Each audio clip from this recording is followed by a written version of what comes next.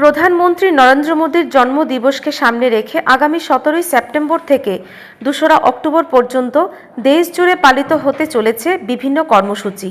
তারই অঙ্গ হিসেবে সোমবার আগরতলা পৌর নিগমের কনফারেন্স হলে এক বিশেষ আলোচনা সভার আয়োজন করা হয়।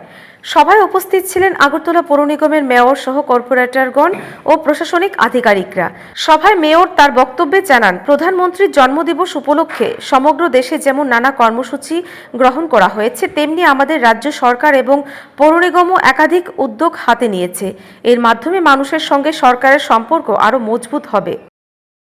প্রধানমন্ত্রী নরেন্দ্র মোদীজির জন্মদিনকে উপলক্ষ করে আগামী 17 সেপ্টেম্বর আগামীকাল থেকে 2রা অক্টোবর গান্ধী জয়ন্তী অবধি বিভিন্ন কর্মসূচি ভারত সরকার, রাজ্য সরকার, আগরতলা পৌর নিগম থেকে নেওয়া হয়েছে। তার উদ্দেশ্যে আজকের এই আলোচনা সভা, বিশেষ করে আগামীকালকে বিশেষ দুটি গুরুত্বপূর্ণ অনুষ্ঠান আছে।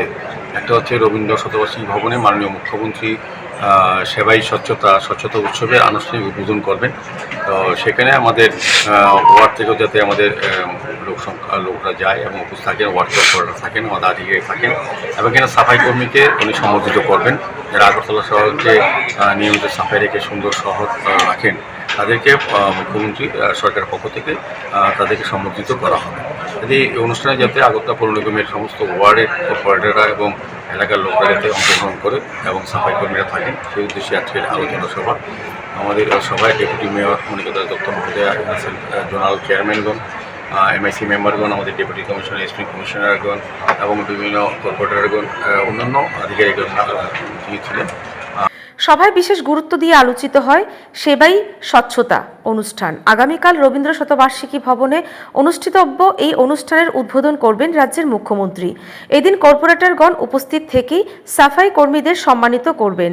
শহরের পরিচ্ছন্নতা, নাগরিক স্বাস্থ্য এবং জনসচেতনতার গুরুত্ব তুলে ধরা হবে।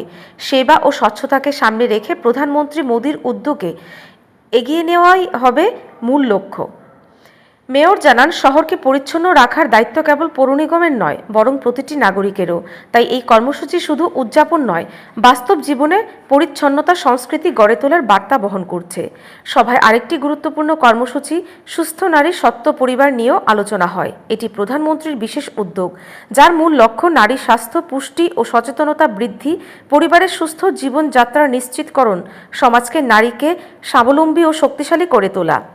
17 সেপ্টেম্বর থেকে 2রা অক্টোবর পর্যন্ত আগরতলায় অনুষ্ঠিতব্য নানা কর্মসূচি প্রধানমন্ত্রী নরেন্দ্র মোদীর জন্মদিনকে স্মরণীয় করে তুলবে। বিশেষ করে সেবাই স্বচ্ছতা ও সুস্থ নারী সত্ত্ব পরিবার কর্মসূচি শহর ও সমাজ জীবনে বাস্তব পরিবর্তনের বার্তা নিয়ে আসবে বলে আশা প্রকাশ করেন পৌর নিগম কর্তৃপক্ষ।